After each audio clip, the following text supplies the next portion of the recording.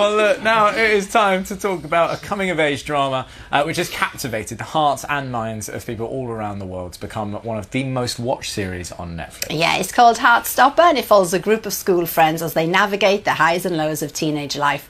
Now, before we talk to two of its stars, Yasmin, Finney and Joe Locke, let's find out what the new term has in store.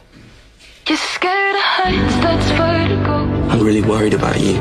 Sometimes people need more support than one person can give. You can be there for him, standing together, even when it's hard. That's love, darling. You're scared of heights, that's vertigo. You want it, let's go see a show. That's vertigo, that's vertigo.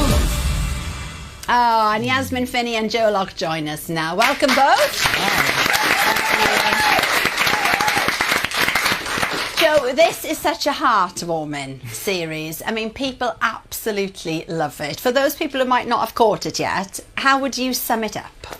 It's a love story of two young boys who fall in love at school, and the challenges and the trials that go with that. But we tell our story from a very optimistic place, and that's really at the heart of the story. Yeah, and Yasmin, you play Elle, who in series 1 she ended up moving school, but now very settled. But you said that this is a character you can really resonate with. Absolutely. I mean, Elle is me in every way, and when we got the show we were super young, like 16, 17, and so now 21, just turned 21. It's nice to grow with the show and the character, especially Elle's journey in the show. Yeah. Can I just say, you're still super young. Oh my it's God. like 21 as though I'm getting on a bit now. Sorry, I don't want to offend anyone.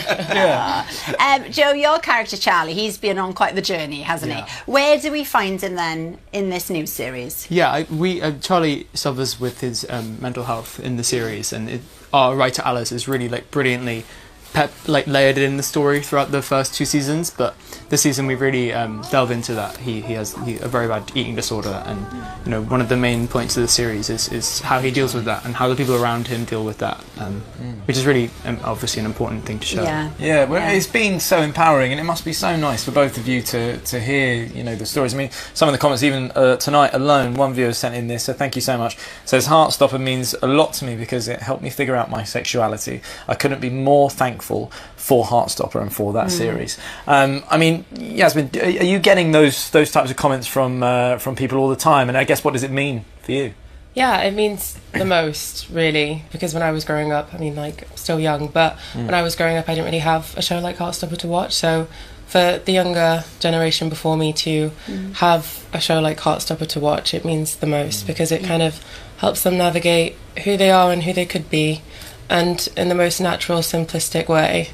It's just a show of, queer people being authentically themselves and unapologetically themselves as well. Yeah. Have you found it is like a similar age range, or is it varied in terms of walks of life? I think it's varied. Sometimes I get comments like what I just said, I wish I had this growing up, from 50s, 60s, 70s, and then sometimes it's, a little bit younger, but it really goes to everyone who relates, and hopefully everyone who isn't a part of the community as well. Yeah, it's serving a purpose as well, isn't it, as well as entertaining, which is always good.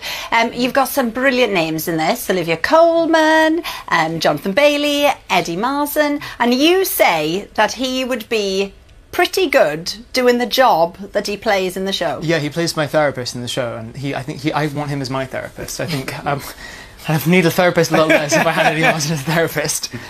He's such a wonderful actor and really thoughtful. Is he a good listener? Yeah, he's great listener. Yeah. See, it's good. You could have a sideline. Yeah. I don't think he needs one, but if he ever did, he could go into it. But do you feel like you've learned from all those? You're such a great cast, as Al mentioned. Do you feel like you're learning on set about your own profession? Yeah, I mean, for me and Yaz, it was our first job. We both weren't in the industry before Heartstopper. They did an open call, so we got our big break in the show, and getting to work with such veterans who've been doing it for so long and such at the top of their game. It's it's the best drama school you could ask for. So there's so much money on drama school. And Yasmin, then you went on to Doctor Who. Playing Donna Noble's daughter, obviously played by Catherine Tate. What was it like then going in to a show like that? I mean, so iconic, so many people have been in it. It was the best thing. Between our breaks, you guys wouldn't believe what we would do. We would sit and play Wordle. Catherine Tate, David Tennant, they would either do Quordle, which I had no idea what that was. No, what is that? It's basically just where every day you get like new words to guess, right? And you have to like put in like A-E-I-O-U, and then you have to like guess the rest of the words. Anyway, Catherine was an absolute pro at this, and I was just failing, and then I would like look at her phone like, oh, got the word, and then I kind of came second by cheating, but don't tell anyone. But yeah, it was so sweet, and also to learn from the creme de la creme of like the industry. Basically, it's insane. And I watched. I mean, when I was born in 2003, that was pretty much when the Bridesmaid episode came out with Catherine Tate and David Tennant, and that was the prime of Doctor Who for me.